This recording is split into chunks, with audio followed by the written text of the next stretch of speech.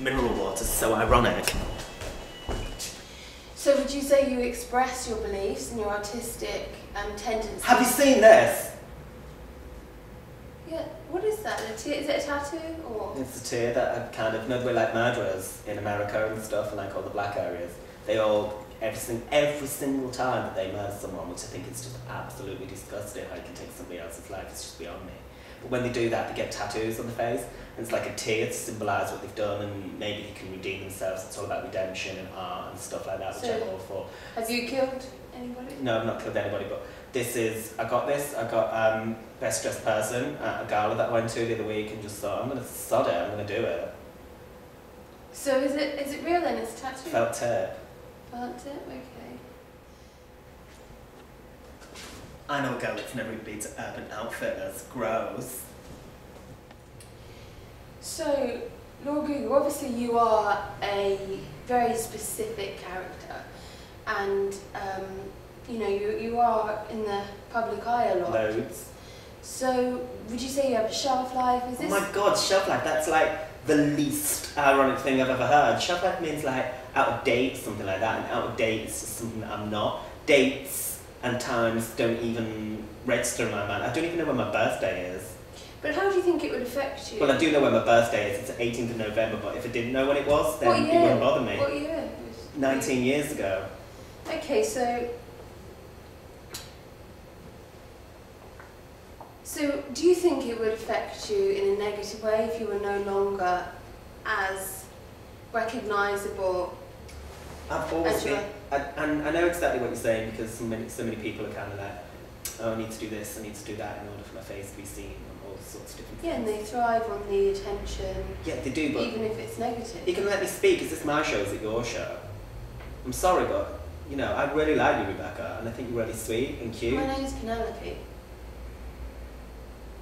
It's just so many people with regards to fame and celebrity and stuff like that. It just really makes me feel nauseated, because it's like, oh yeah, stick me on the front of the magazine because what? Because I'm sorry to bring this up because it repulsed me, and I couldn't eat for like days, which was kind of a good thing at the time because it was a little bit over. But when I saw that Kinga girl on Big Brother, and she did that thing with that bottle, she kind of accepted it. That girl on Big Brother, do you remember Kinga has something her name was? Like Kinga.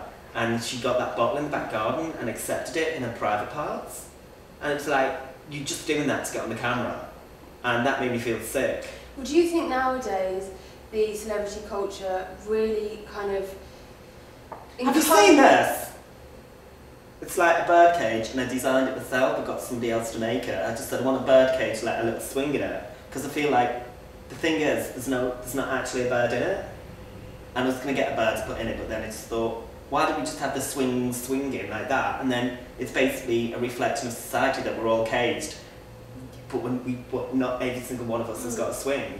So would you say you're a victim of our society now and this celebrity-obsessed kind of way? Victims know so well, they shine in your eyes when you consent to strange places you never see, but you're always there, like the ghost in the stream, and I keep on. That's a song by Culture Club, and it's called Victims, and that was out well before I was born. Do you know Boy George? He sang it, and it's basically saying, if you think you're a victim, get up and say something about it. Is he a person that provides inspiration? No, he's gay. Oh, are you not? Oh my god, no, like that is like, people go, pigeonhole, oh, are you straight, are you gay? I'm like, what's his name? I'm like, do you know, is his name Eddie Izzard or something like that? Is he Asian or something? Well, he's married, Eddie Izzard. Eddie Izzard, that's it, and he dresses up as a girl, but that doesn't mean he's gay. But I don't dress up as a girl, I just don't. Do you have a girlfriend? I'm sorry, Rebecca, but... My name's Penelope. Listen, Penelope, I've said before that I don't really want to speak about things like that. We're here to talk about me, not about my personal life. My sexuality is always questioned. But the thing that I always say is, sexuality is half liberation and half poison. And where's the line? I don't have a line, so I don't draw one. Except I never do with an animal. So, Lord GuGu, fashion is obviously very important to you and what you do. How would you describe your personality? Oh my god, can you believe this? I've just got like 15 friend requests on Facebook in like the last 15 minutes. That's like a friend a minute. You do the maths. So are you going to accept them all, or are you selective about who? I am selective, but it doesn't mean that I'm kind of like bitchy. It doesn't mean it like that. It's not like no, get away, you know, anything like that. It's not to do with ethnicity.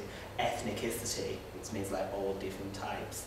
But it's kind of like if there's people who would dress like they're from the market, like they've got stuff on them they bought from the market or something like that, then I kind of just say a polite no thank you because we've got nothing in common. But sorry, that is so rude. I'm just Would accepting. you accept me if I requested you as a friend on Facebook? Let's just get this away for now because that is so rude of me. I apologise absolutely infinitely times 10. Okay, so let's try again. How would you describe your own personal style? Oh my god, like, I wake up every single day and I never know which person's going to look in the mirror and who's going to be looking back at me, so it's always quite a nice surprise road to see which Lord GuGu wakes up because I've got that many personas and personalities. Not that I'm schizophrenic or anything like that, because I'm not. I'm absolutely sane. My psychiatrist told me that.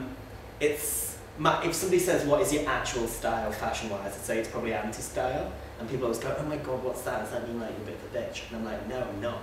It just means that, well, actually, if I need to explain it to them, then they can never understand, so we just tend to get lost. And I hate people who are idiots. I hate idiots. Ignorance really appalls me. Like people who don't read and stuff like that. Like I've read all of the classics.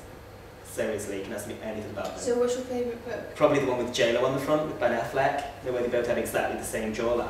And it's like, which one's which? And you say, well, that's J-Lo, look at the size of her. Or there's one with like Beth Ditto on the front, where she looks like she's like the size of Primark. You mean but with magazines?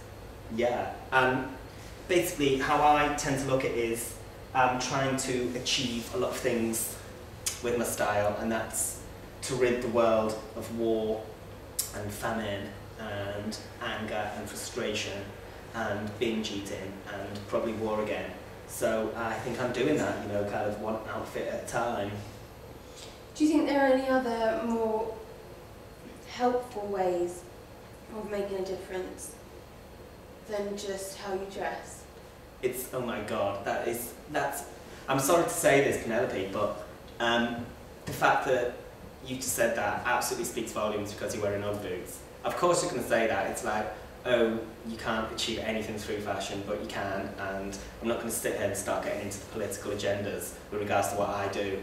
I'll go and stand on a mountaintop naked with literally a blue stripe across my chest, a little bit like Braveheart, but not on my face, and just basically, there was this one time I stood on the top of a mountain, and I'm sorry if this sounds crass, but it was basically saying you don't need toilet roll in your life, and I just had a crap on top of the mountain.